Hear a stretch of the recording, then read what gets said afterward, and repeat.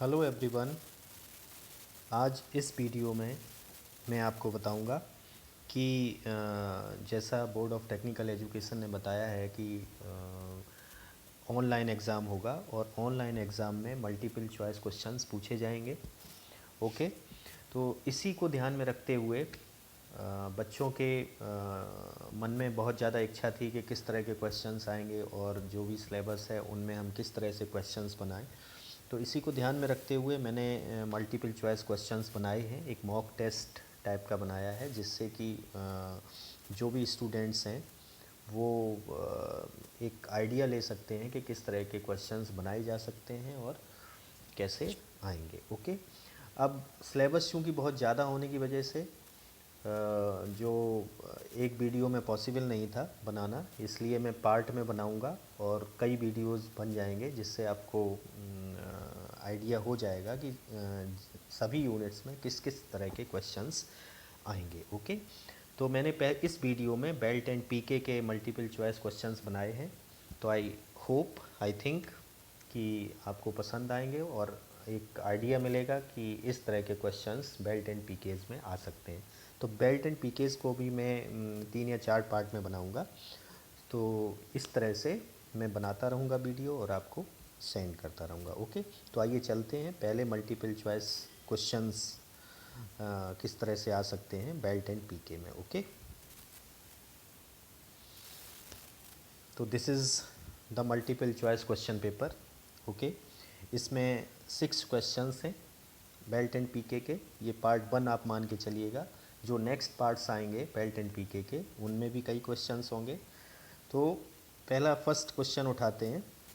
Okay, first question is in belt and PK structure the stitching ends are kept at high tension, moderate tension, low tension, no tension. Okay, अब आपको यहाँ पे जो भी right answer है उस पर टिक करना है। तो आप इसको समझिएगा, इस क्वेश्चन को, कि in belt and PK structure the stitching ends are kept at high tension.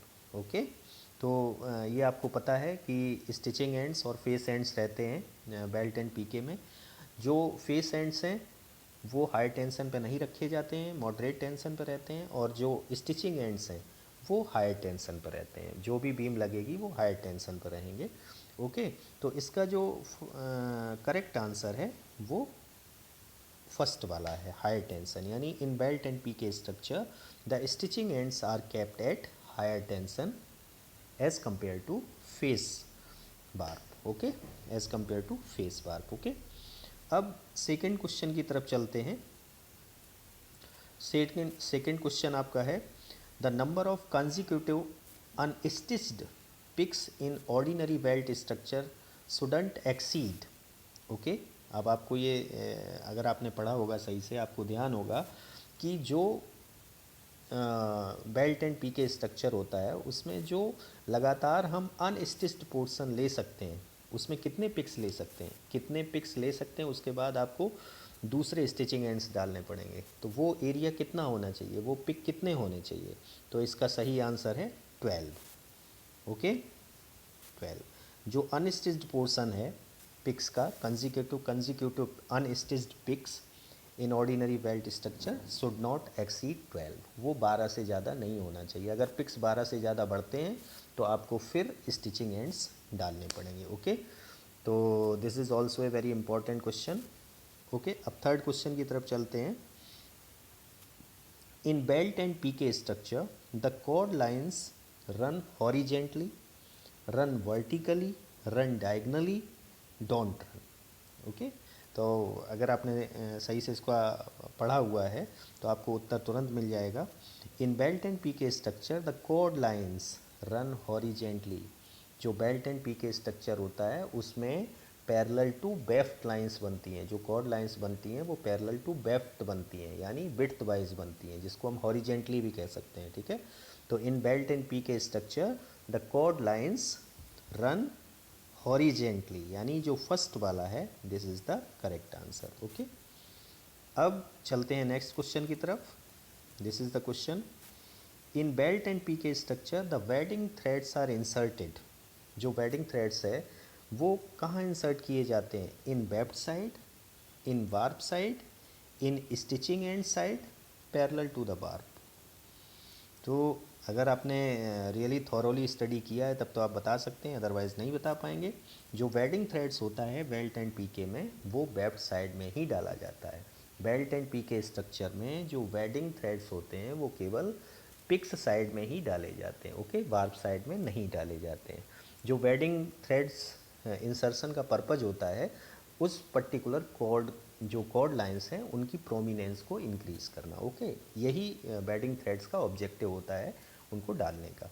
तो वो किस साइड में डाले जाते हैं बेल्ट एंड पीके में? पिक साइड में ओनली, ठीक है। तो इसका जो करेक्ट आंसर है दिस इज फर्स्ट वन, यानी जो wadding threads are inserted in web side, okay. जो सेकेंड, थर्ड और फोर्थ आंसर है दे आर रॉन्ग। चलते हैं नेक्स्ट क्वेश्चन की तरफ।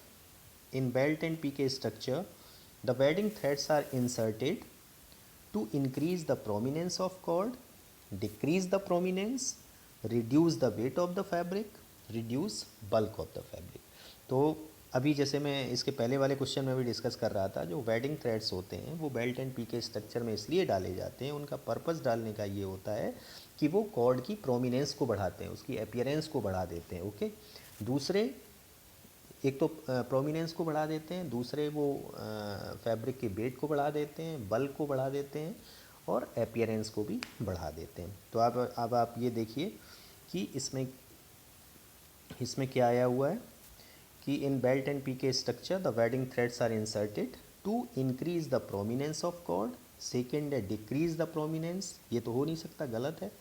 थर्ड वन है reduce the weight of the fabric, ये भी गलत है क्योंकि मैंने अभी आपको बताया कि वो वेट का जो फैब्रिक वेट है उसको इंक्रीज़ करने के लिए डाले जाते हैं। फोर्थ वन है reduce bulk of the fabric, ये भी रॉन्ग है क्योंकि वेडिंग थ्रेड इंसर्शन से जो फैब्रिक का बल्क है वो बढ़ जाता है, ओके। तो यहाँ पे ये वाला जो फर्स्ट वन वाला है this is the correct answer, यानी in belt and PK structure the wadding threads are inserted to increase the prominence of the cord, okay. अब चलते हैं नेक्स्ट एंड लास्ट क्वेश्चन की तरफ।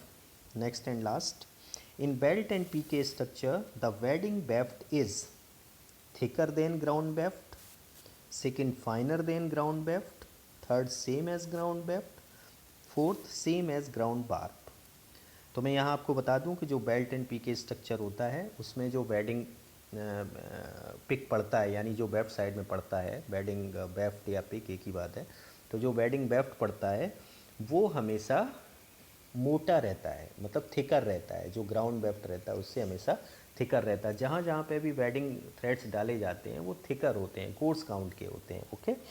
तो यहाँ पे अगर आप देखेंगे कि जो वेडिंग वेफ्ट है is thicker than ground weft, okay, thicker than ground weft, यानी ये फर्स्ट वाला thicker than ground weft, finer than ground weft ये हो नहीं सकता, सेम एज ग्राउंड वेफ्ट ये भी नहीं हो सकता क्योंकि दोनों के डायमीटर सेम नहीं हो सकते, दोनों का काउंट सेम नहीं हो सकता। ग्राउंड वेफ्ट हमेशा फाइन होगा और जो वेडिंग वेफ्ट होगा वो हमेशा कोर्सर होगा। सेम एज ग्राउंड बार्प, बार्प से कोई मतलब नहीं है क्योंकि हम वेफ्ट साइड में डालते हैं वेडिंग थ्रेड। तो ये फर्स्ट वाला जो आंसर है this is the correct answer, okay.